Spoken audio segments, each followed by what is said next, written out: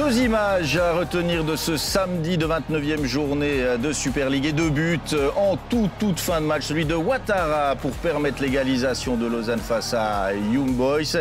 Et puis ce missile de Sidler pour revenir là également à 2-2 pour Lucerne face à Grasshopper. Madame, monsieur, bonsoir. Ravi de vous retrouver dans ce temps additionnel. On passe ce samedi avec Steven Lang et avec Claude Gross. Messieurs, on a eu du suspense jusqu'en toute fin des deux matchs. Oui, tout s'est décidé sur les fins de partie.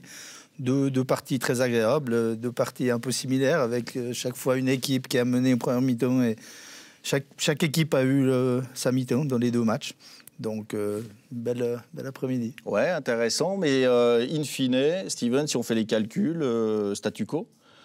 Personne ne gagne des points, personne n'en perd. On a juste passé une journée de plus dans la même situation en queue de classement. Oui, voilà. Personne n'arrive à se distancer. Alors pour Lausanne, ça commence quand même à devenir compliqué parce qu'ok, ils font un point à Berne, mais en même temps, il y a une journée de moins.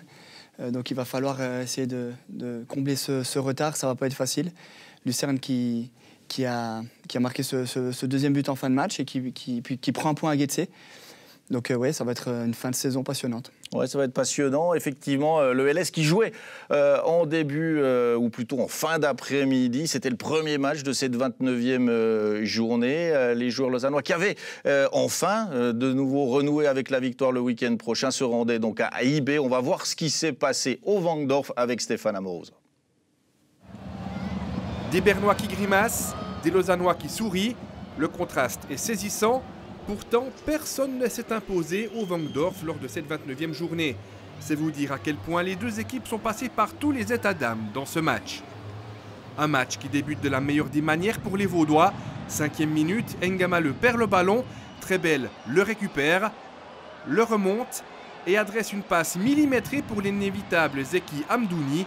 Ce dernier peut ensuite s'en aller tranquillement tromper Von Balmos pour le 1-0. En pleine confiance après son triplé le week-end passé contre Servette, l'international suisse M21 inscrit son 10e but de la saison. Métamorphosé depuis une semaine, le LS fait totalement déjouer Young Boys qui passera complètement à côté de cette première mi-temps, malgré sa seule occasion dans les arrêts de jeu que N'Gamale galvaude. Quand on est dans la difficulté comme on sait qu'on l'est, il faut tout simplement jouer simple, aller dans les duels, mettre de l'intensité dans les courses, faire des courses dans le vide par moment. On n'a pas eu ça pendant la première mi-temps. Après 5 minutes, on rend le match difficile, on encaisse le goal. Après, tout est plus compliqué. Vous savez, si on fait une bonne première mi-temps ou une première mi-temps moyenne, on finit ce match-là 2-1 et puis personne ne dit rien. Moi, je suis vraiment très fâché avec cette première mi-temps. Au retour des vestiaires, Matteo Vanetta tente d'insuffler une nouvelle dynamique à son équipe en effectuant deux changements. Elia Enias remplace Mambimbi et Sierro. Et ce sera un coaching gagnant puisqu'Elia va d'abord obtenir un penalty face à Punje qui se fait totalement abuser. IB n'en demandait pas tant et Siebatche ne se fait pas prier pour inscrire son 18e but de la saison sur le tout premier tir cadré des Bernois. Cette réussite va complètement changer la physionomie de la rencontre. Le champion de Suisse va ensuite dominer les débats jusqu'à marquer le 2-1 par Nias à la 80e minute. Sur un mauvais renvoi de Kukuruzovic, le franco-sénégalais arme une frappe pure qui ne laisse aucune chance à Thomas Castella qui remplace le suspendu Moridio. À cet instant, le scénario du match de la Tuilière d'il y a un mois semble refaire surface dans les esprits des deux équipes, celui où Lausanne égalise dans les arrêts de jeu. Eh bien, les Vaudois vont refaire le coup à Berne. Coup franc de Trebel dans les arrêts de jeu à nouveau. La tête d'Uzic est repoussée par Von Balmos, mais Ouattara a bien suivi. La réussite sera contrôlée, puis bel et bien validée par la VAR. C'est un résultat ça nous permet d'enchaîner. On a fait un bon résultat contre Servette, et là, il fallait enchaîner avec une victoire. Et je crois que ce but à la dernière minute va donner beaucoup d'espoir pour la suite. Comme le 13 mars, les hommes d'Alain Casanova arrachent un point face à des Bernois médusés et amers. On peut trouver des explications, pour ne pas dire des excuses, mais on peut trouver des explications. Là, ça devient un peu fatigant. Et puis, moi, je vois qu'une chose. Il faut travailler dur, il faut travailler ensemble. Et surtout, il faut arrêter de penser qu'on peut se permettre de travailler ou jouer comme si on était champion. Parce que champion, on l'était l'année passée. Maintenant, on ne l'est plus. Matteo Vanetta devra donc encore attendre avant de fêter un premier succès à la tête de Young Boys. On note la pique de Matteo Vanetta envers ses joueurs. Apparemment, les murs du Vangdorf ont un peu tremblé à la mi-temps. Pas du tout content avec ça. C'est un 6e match sans victoire pour Young Boys. Puis c'est le 4e également sans victoire sous l'ère Vanetta. Ouais, c'est pas simple là pour lui. Il a aussi envie de faire ses preuves. Il est très déçu du résultat et on le comprend. Alors, toujours très critique aussi envers lui-même. Je pense qu'il ne s'attendait pas à un tel début dans sa nouvelle carrière en tant que coach. Moi, je suis persuadé qu'il a de la qualité, il a du caractère en tout cas. Mais c'est vrai que maintenant, IB doit se mettre dans la tête que cette année, le champion, ça va être le FC Zurich.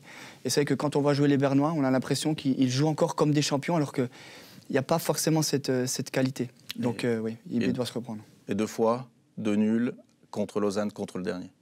Oui, bon, mais ça, après...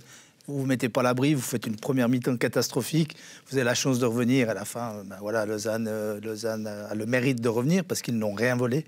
Mais ça, je dirais, c'est des faits de jeu. IB devait se mettre à l'abri avant. Et s'ils font 90 minutes la qualité de la deuxième mi-temps, peut-être que le goal de Lausanne aurait été anecdotique. Donc voilà, il faut faire le boulot avant. Je crois que Matteo a très très bien résumé. On sent qu'il est fâché, mais à juste titre. Ouais. Alors les buts de Lausanne, vous en parlez Claude, on va revoir la première réussite, l'analyser un petit peu avec vous, parce que là, Lausanne a vraiment joué très vertical et très juste. Déjà, avec le ballon, la IB, je ne suis pas sûr que Garcia doit dédoubler Ngamaleu qui ne peut pas leur servir. Il doit donner une solution.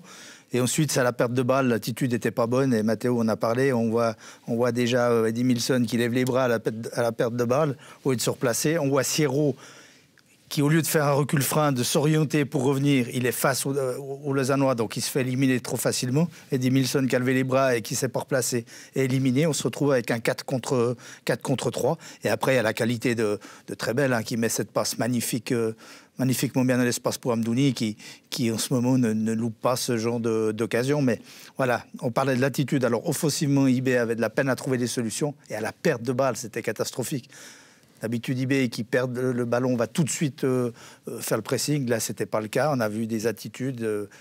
je pense que c'est de ça dont parle Matteo Vanetta. Je pense qu'il n'a pas senti ses joueurs concernés à la première mi-temps pour faire une partie de Super League, que ce soit contre Lausanne ou n'importe qui. Vous ne pouvez pas avoir cette attitude-là, sinon ça ne passe pas. Et ça n'a pas passé. Lausanne qui ouvre le score, puis Lausanne qui revient comme à la Tuilière lors du dernier match entre les deux équipes, dans les tout derniers instants du jeu. Et puis il y a ce but de Ouattara qui est hors jeu au départ de position, mais vu que le ballon est remis en jeu par Fon Balbos, il peut marquer. Il se trouve à la bonne place. Le grand mérite de Lausanne, c'est d'avoir eu cette attitude de guerrier jusqu'à la fin. Oui, mais c'est mérité sur l'ensemble du match. Lausanne ne méritait pas de perdre.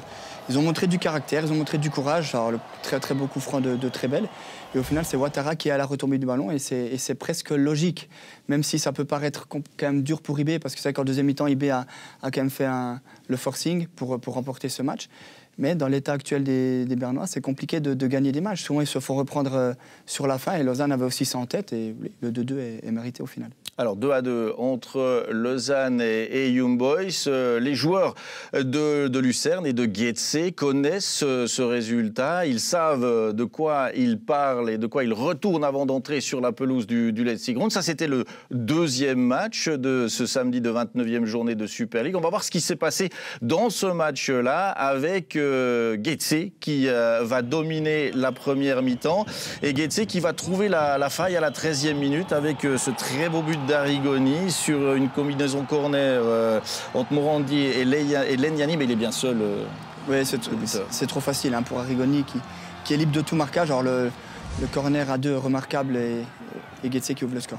Getse qui va doubler la mise à la demi-heure avec Momo. Là, Yachari fait un peu pas le figure. Oui, il y a Dreger qui perd le ballon d'abord aux zones offensives. Et Getse qui se projette très vite et Yachari, bien sûr, il doit rester debout.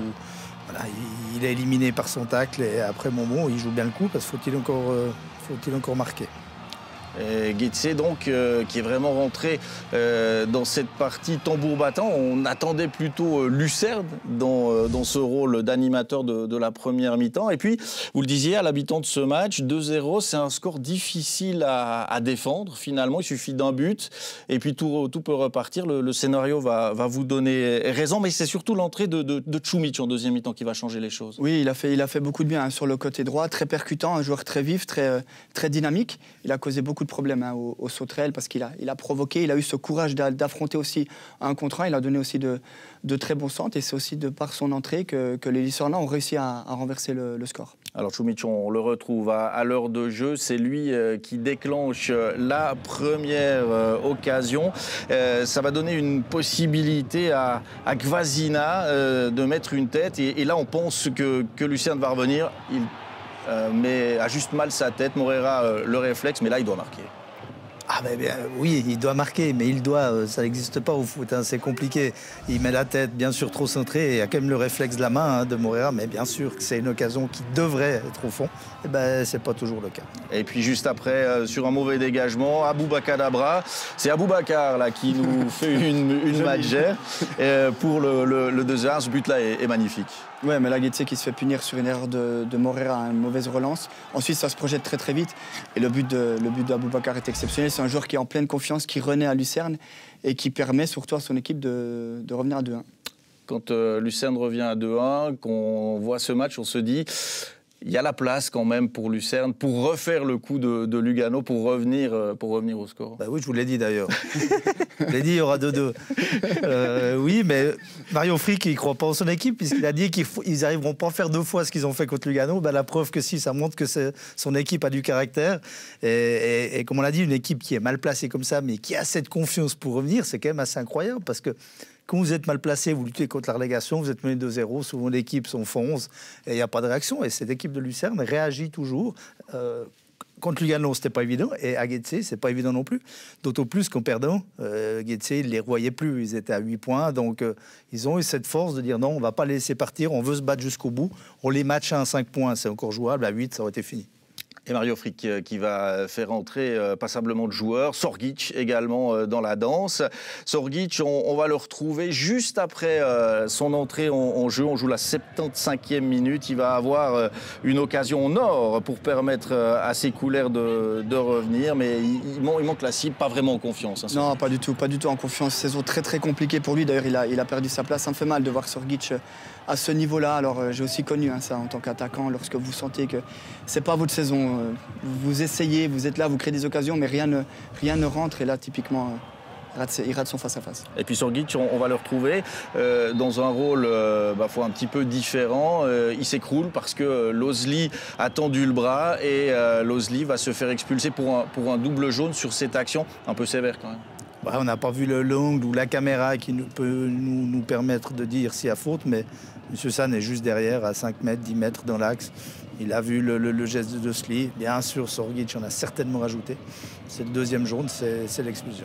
Ouais, ça veut dire que le dernier quart d'heure va être compliqué pour Guetze, qui va donc jouer avec un homme de moins. Lucerne va pousser, tenter plus, jusqu'à obtenir l'égalisation en toute fin de match. 90e minute sur ce missile de Sidler. Le but est absolument splendide. Moreira ne peut rien faire. Non, il ne peut pas faire grand-chose.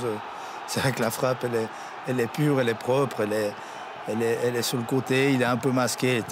On voit qu'il réagit une demi-seconde trop tard et avec la force de la frappe, c'est trop tard. Là aussi, Steven, avec ce but, là encore, comme Lausanne, Lucerne est allé jusqu'au bout. On sentait cette équipe, on aurait même pu imaginer une victoire de Lucerne. In fine, c'est 2-2, 4 buts aussi, et puis une opération en demi-teinte pour les Lucernois. Oui, mais Lucerne a quand même le mérite de revenir à 2-2. Alors, on le dit souvent, lorsqu'on joue la relégation, normalement, ce genre de match, vous le perdez. C'est pour ça que je dis souvent que j'ai pas l'impression que quand je vois jouer Lucerne, c'est une équipe qui joue la relégation. C'est une équipe qui fait vraiment de belles choses en 2022. Et là, ce match en est la preuve. Hein. Deuxième fois de suite, vous revenez vous êtes mené 2-0, vous revenez à 2-2. Lorsque vous êtes en bas de classement, ce genre de points-là, c'est une bouffée d'oxygène. Hein. Et là, Lucerne qui fait le plein de confiance et qui va continuer son petit bonhomme de chemin avec l'idée en tête de rattraper grâce au peur. On va entendre une réaction lucernoise à l'issue de cette partie. Samuel Campo, encore un match complètement fou, 2 buts de retard et une nouvelle fois une fin de match irrespirable pour Lucerne. Ouais, c'est comme ça. Je pense que les dernières semaines, on a beaucoup de situations comme ça. On laisse des points trop faciles parce qu'on est mieux dans le match. On joue bien, mais on fait des fautes nous-mêmes et ça doit éteindre. On a surtout vu un Lucerne entreprenant en première mi-temps, mais qui était vraiment inefficace dans les 30 derniers mètres. Beaucoup de centres qui ne trouvaient pas preneur finalement. Ouais, c'était ça. La première mi-temps, on n'était pas vraiment décisif dans les 30 mètres, c'est vrai. Après, on reçoit 2 buts vraiment bêtes. Mais on doit travailler sur ça. Le positif aujourd'hui, c'est qu'on prend un point après 2-0 en retard. Mais oui, on va continuer à travailler. Après, je pense que ça va venir. Vous avez toujours 5 points de retard finalement sur Guettier, 6 sur Sion. Rien n'est encore fait, tout est faisable. Oui, c'est faisable, c'est sûr. On y croit. Je pense qu'on a une bonne équipe. On joue bien. Je pense qu'on mérite aussi plus cette dernière semaine, mais on doit travailler beaucoup pour arriver à ça. C'est une récurrence, les joueurs qui ne veulent pas vraiment s'avancer, on doit travailler toujours à l'entraînement. Finalement, pour un entraîneur, c'est chouette d'entendre ces joueurs dire qu'ils ont envie de travailler. Oui, mais c'est la moindre des choses. Donc il faut travailler. Lucerne doit travailler peut-être encore plus parce qu'il y a un retard à combler, puisque leur première partie de saison était catastrophique. Et depuis l'arrivée de Mario Frick, ça rame pour remonter. Ça remonte, mais c'est difficile de rattraper le retard. Ils étaient derniers à Noël, hein, n'oublions pas. Donc il y a déjà un bout de fait.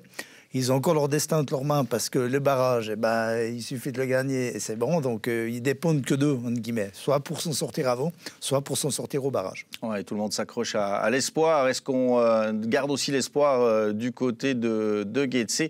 La réponse de Callicène. Callicène, un match nul difficile à avaler après avoir mené 2-0 dans cette rencontre. On pensait que Guetze allait enfin pouvoir tenir une première victoire depuis longtemps. Exactement, c'était pas un match facile, on avait la première mi-temps en main.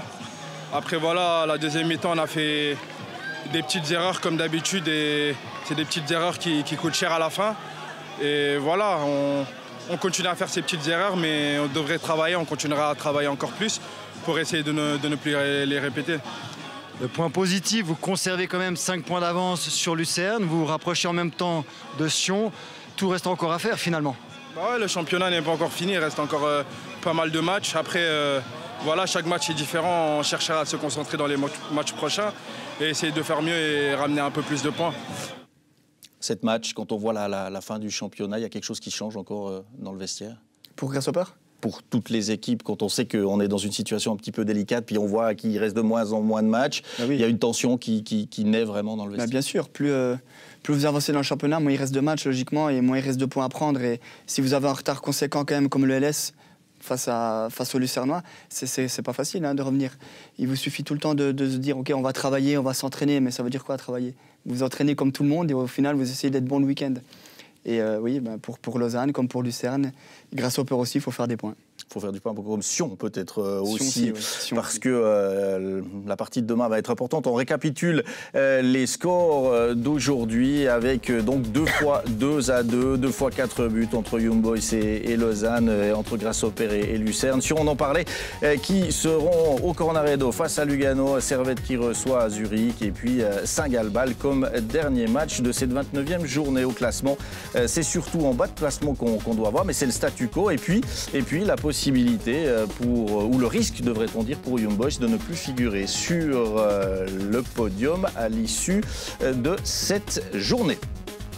Voilà ce qu'on pouvait dire sur la Super League. On a aussi joué en Challenge League et hier soir et ce soir, il y avait match au sommet hier soir entre Aro et Winterthur. Le sujet, là encore, est signé Stéphane Amoroso. C'était jour de fête, hier soir au Bruglifeld, où près de 6000 personnes s'étaient amassées pour assister au choc au sommet entre Aro et Winterthur. Un choc au sommet pas comme les autres, puisque les deux formations étaient privées de leur entraîneur en chef, alors que l'Argovien Stéphane Keller, suspendu, a été suppléé par Norbert Fischer.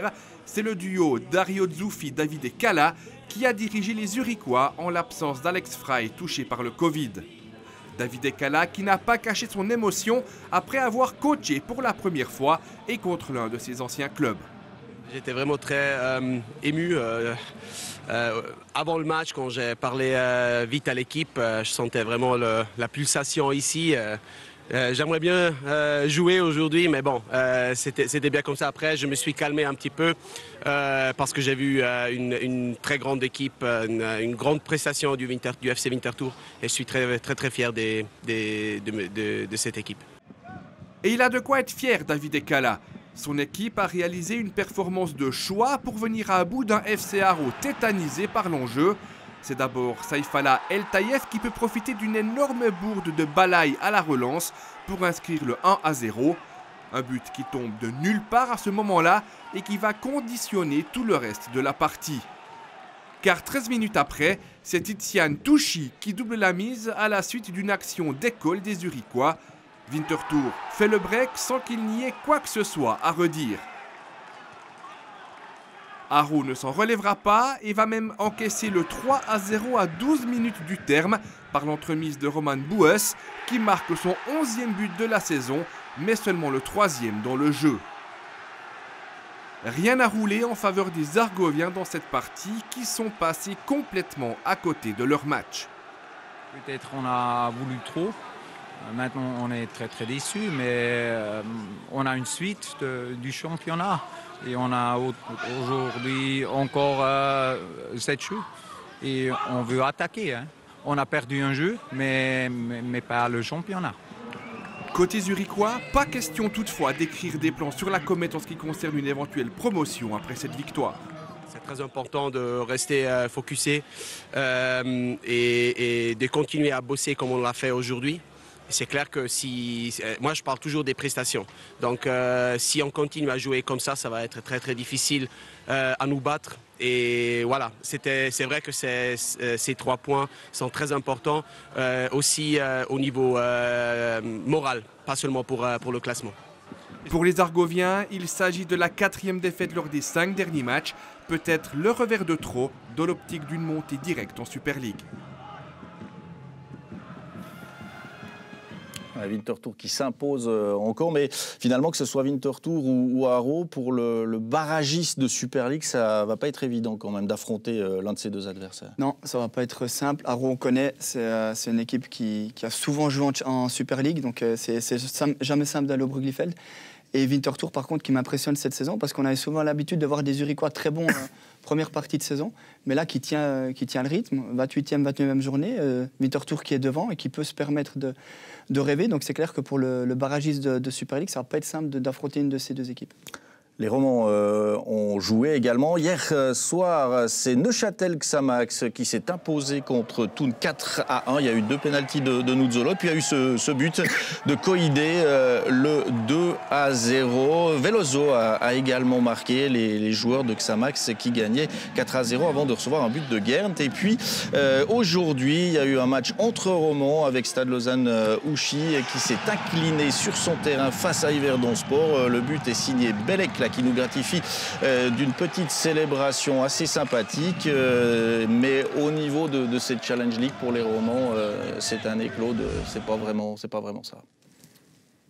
Pour la promotion, ça sera pas possible, je pense, pour ces 3 équipes-là.